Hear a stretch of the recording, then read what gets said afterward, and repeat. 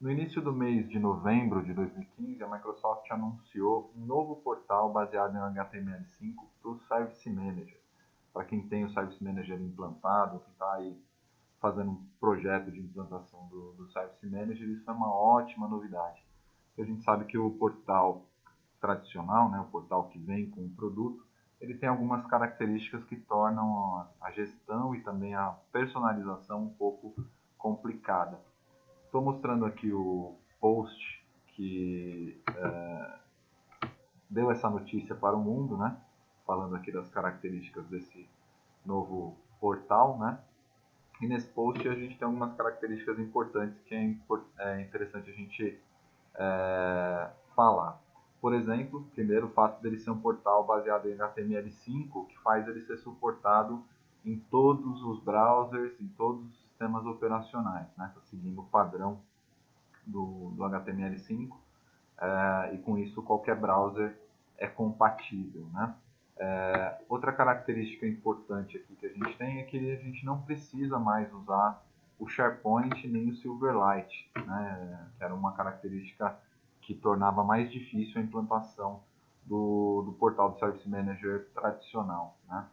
Outra característica interessante é que a gente consegue um nível maior de personalização do portal, porque a gente tem a possibilidade de usar JavaScript e CSS para fazer as customizações, né? No caso, a gente não conseguia antes ir lá e alterar o Silverlight para fazer modificações mais interessantes dentro do ambiente, né?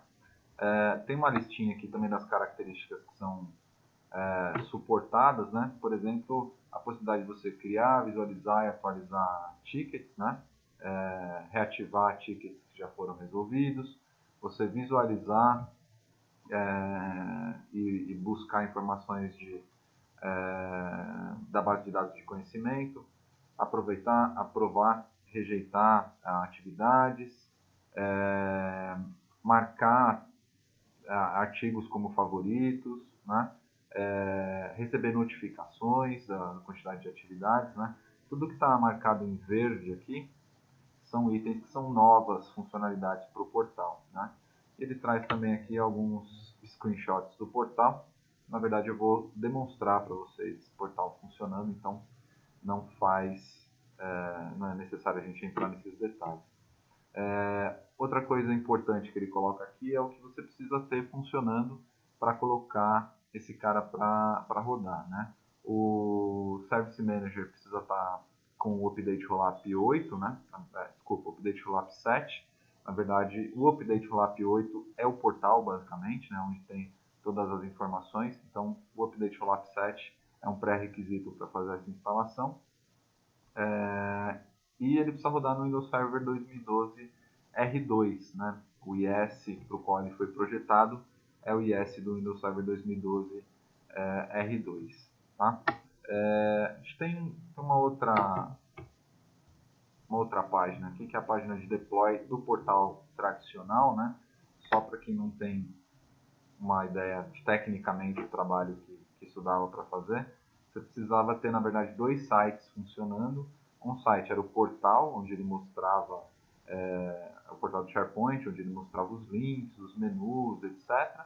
E o outro portal era um portal de conteúdo web que basicamente carregava o catálogo de serviços da parte Silverlight, né? Então, o computador cliente se conectava, ele tinha que ir lá, conectar no SharePoint, baixar informações do SharePoint, conectar nesse outro servidor de conteúdo, poderia estar rodando na mesma máquina, tá? Mas aqui no diagrama está separado. E esse servidor de conteúdo se conectava ao Service Manager. Então isso gerava um overhead aí na hora de fazer a comunicação entre o cliente e o servidor. Toda a parte de caching era feita no cliente. Agora toda a parte de cache é feita no servidor. Então isso gera aí um ganho de performance muito grande. Tá? Eu vou mostrar para vocês aqui, para quem não conhece, mais para a gente poder visualizar as diferenças, né? Esse aqui é o portal padrão, o portal que vem lá no CD de instalação do Service Manager. Então é um portal onde você tem, como eu mencionei, essa parte aqui de cima e esse menu lateral, que é uma parte que está rodando em SharePoint, E aqui no meio é uma web part do SharePoint que mostra o conteúdo em Silverlight, né? Se eu clicar aqui com o botão direito, ele já me mostra aqui que é o Silverlight que está rodando, né? Dentro desse ambiente aqui, né? Estou aqui com essa versão do Silverlight instalada. Quando você acessa um determinado conteúdo, por exemplo, aqui eu vou acessar aqui banco de dados, ele vai lá se conectar no servidor e me trazer todas as solicitações de serviço e também os incidentes que estão relacionados a banco de dados. Tá? Aqui, por exemplo, eu tenho como solicitar um backup de banco de dados SQL. Vou pegar uma outra aqui, para a gente poder depois comparar com o outro. Vou pegar aqui, ó, computadores, eu vou relatar um problema com o meu computador. Tô aqui, ó, problema com computador ou notebook.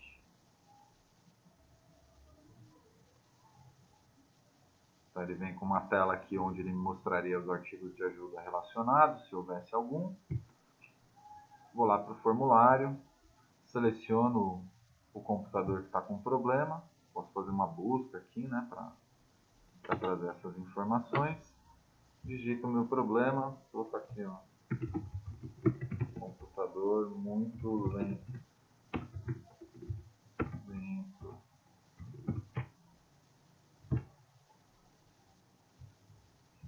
Vou enviar.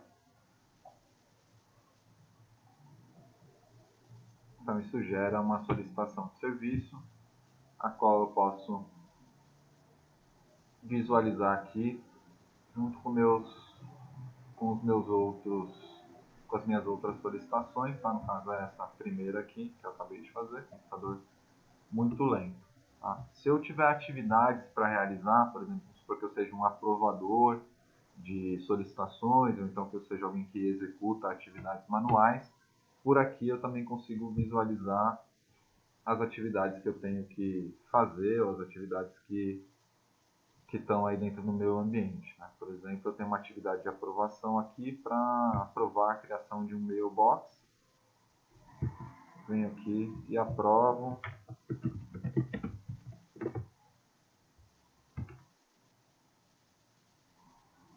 Tenho que, na verdade, selecionar, depois aprovar. E aqui também atividades para executar. Né? Então, já fiz essa atividade aqui, vou marcar ela como concluída. Feito. Tá? Aqui a gente tem também uma área de artigos de ajuda. Então aqui eu consigo pesquisar os artigos de ajuda. Vou pesquisar aqui por impressora. Eu sei que tem um artigo de impressora aqui. Soluções comuns para erros de impressão. Quando eu clico aqui, na verdade o que ele vai fazer é me trazer esse artigo para eu abrir. Ele traz no formato RTF esse artigo, né? Eu abrir aqui no Word, no WordPad, o que eu tenho é que consiga abrir esse arquivo RTF. Tá? Então, basicamente, esse é o portal que a gente tem para o padrão para o Service Manager. Tá? O portal novo é esse aqui. Tá? Ele tem um design aí um pouco mais moderno, né? A primeira diferença que a gente tem aqui é que quando a gente entra, ao invés de ter aquela lista de catálogos, ele traz essa primeira tela aqui, que é a tela inicial, onde são mostrados as solicitações favoritas do usuário. Né? O usuário às vezes tem que fazer uma solicitação várias vezes, ao invés dele ficar navegando pelo catálogo para poder visualizar essa informação, ele consegue já visualizar aqui. Tá? Então com isso a gente já consegue dar mais agilidade para o trabalho desse cara. Tá? E aqui nessa coluna a gente tem os itens do catálogo. Tá? Então ele traz aqui ele traz os favoritos primeiro, né? Por isso que ele está mostrando. À medida que eu clico aqui nessas categorias, ele vai me mostrar os incidentes que estão relacionados a esses caras. Eu vou pegar aqui, por exemplo, computadores. Ele vai me trazer a mesma tela que a gente entrou no outro portal, né? Vai me trazer aqui as categorias que a gente tem, na verdade, as solicitações que a gente tem relacionadas a computadores. Tá? Eu vou fazer uma solicitação igual a que eu fiz pelo outro portal, só para a gente conseguir identificar a diferença. Tá? Então, primeiro eu vou selecionar o computador aqui, vou dar um refresh para isso. Vou pegar aqui o mesmo computador, vou escrever aqui, computador muito lento, e vou submeter. Então, o que isso vai fazer? Criar uma solicitação, no caso aqui uma solicitação de incidente, né? E ele já manda direto para as minhas solicitações para esse cara. Então por aqui eu consigo atualizar e colocar mais informações sobre o meu incidente já de uma maneira mais tranquila, né? Quando eu abro o Word, fica, tá? Posso anexar arquivos, tal. Você consegue fazer isso também pelo outro portal, mas aqui de uma maneira mais simples, né? Então vou dar mais uma navegada aqui pelo catálogo, que a gente tem mais detalhes aqui. Uma coisa que a gente consegue fazer aqui é filtrar dentro do catálogo as informações que a gente quer. Por exemplo, eu vou pegar aqui, vou colocar no filtro, vou colocar uma keyword aqui, vou escrever arquivo. Arquivo. Então o que ele faz? Ele vai me trazer aqui dentro do catálogo tudo que tenha informação, tudo que tem essa palavra-chave, né? No caso das categorias aqui. Clicando aqui, eu consigo visualizar todas as solicitações que estão relacionadas a esse filtro. Tá? Então, se você tiver um catálogo grande, fica mais fácil do usuário achar a informação que ele precisa mais rapidamente. Tá?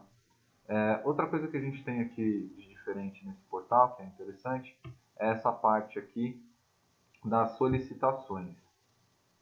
Então, eu já tinha vindo para essa tela, né, quando eu abri o incidente.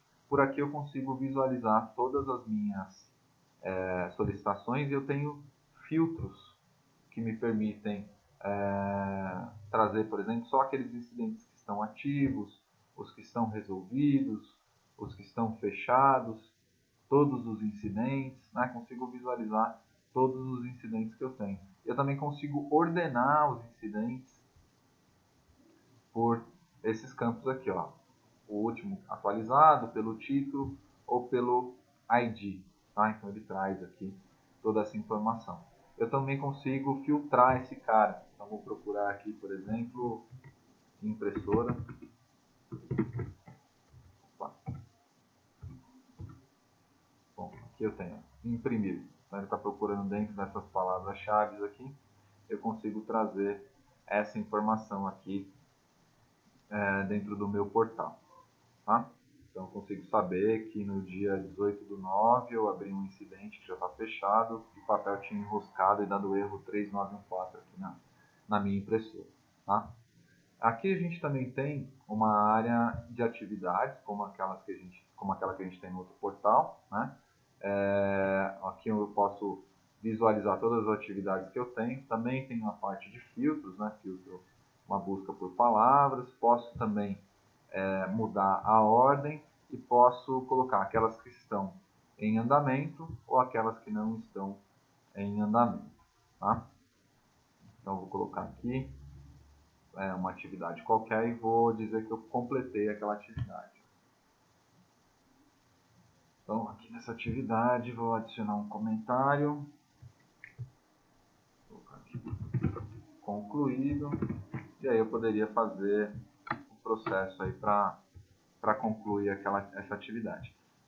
Eu consigo visualizar aqui também a ordem de serviço que está atualizada, que está relacionada, né? Consigo visualizar os detalhes desse cara. No caso aqui não peguei um exemplo muito interessante, porque não tem muita coisa aqui para visualizar, mas aqui eu consigo ter todos os detalhes da ordem de serviço ou do incidente para o qual esse cara está associado, né? Aqui eu consigo fazer todo esse processo, né? Outra coisa interessante que a gente tem aqui é uma área aqui onde a gente tem os artigos de ajuda, né? Então ele já traz aqui no outro portal, ele trazia uma tela em branco para você fazer a pesquisa. Nesse aqui ele já traz os seus favoritos, né? Já tinha colocado um artigo favorito. E também traz aqui os artigos mais populares, né? Então, na verdade, só tem um artigo aqui no ambiente de teste, então ele, além de ser o meu artigo favorito, ele é o artigo mais popular, né? E ao invés de abrir um arquivo RTF, como acontecia no outro, aqui eu consigo efetivamente visualizar dentro do portal aquele artigo que eu especifiquei, tá? Então, aqui a gente consegue fazer esse processo e eu posso até mandar esse artigo para alguém por e-mail, tal. Aqui eu não devo ter nenhuma aplicação de e-mail para mandar, mas eu conseguiria fazer esse envio, tá? A gente tem uma funcionalidade que é bem solicitada pelos clientes, que é a possibilidade de mostrar para os usuários informações de contato, né? Então aqui eu tenho um e-mail e tenho aqui um número de telefone, se por acaso o usuário não encontrar a informação que ele quer aqui, né? E conseguir obter a ajuda que ele quer, né? Outra coisa legal que a gente tem aqui são as notificações. Aqui eu não tenho nenhuma notificação, né? E a parte de informações do usuário que está logado e também a parte de configurações, né? Na configuração, basicamente o que a gente tem aqui é a configuração do idioma. Está em inglês aqui, eu vou reconfigurar ele para português brasileiro aqui.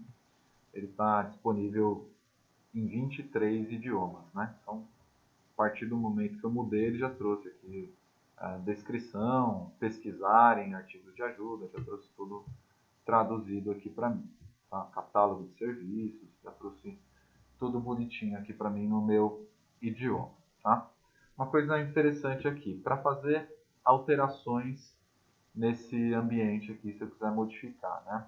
Basicamente o que eu preciso fazer é trabalhar com os arquivos aqui do portal. Por exemplo, a gente tem um arquivo aqui, que é o webconfig, acho que até já está aberto aqui, vou fechá-lo e abrir novamente, onde a gente consegue fazer as alterações necessárias para, por exemplo, modificar a conexão.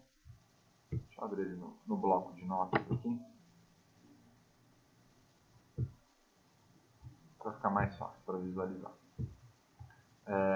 Onde a gente consegue fazer todas as modificações que a gente precisa aqui para poder trabalhar. Então, por exemplo, eu quero mudar o logo, basta mudar essa linha aqui, apontando para o logo, para o arquivo do logo, para ele poder mudar. Tá? Número do telefone, vamos alterar aqui o número do telefone só para a gente ver aqui como isso vai ficar aparecendo lá no portal. Tá? Vou colocar o telefone da NCP Brasil aqui, que é o número que você vai ligar caso você queira um trabalho de consultoria para migrar o seu portal para esse portal aqui. E aqui vou colocar um outro endereço de e-mail aqui para a gente visualizar. Então, só de ter aberto esse arquivo aqui e salvo, eu já estou modificando as informações do meu portal, coisa que era muito complicada de fazer lá do lado lá no outro portal. Tá? Só atualizar, né? Estava com aquelas informações. E aí ele deve mostrar essas informações aqui para a gente novamente. Tá? Aí já com os telefones que eu alterei dentro do portal. Tá?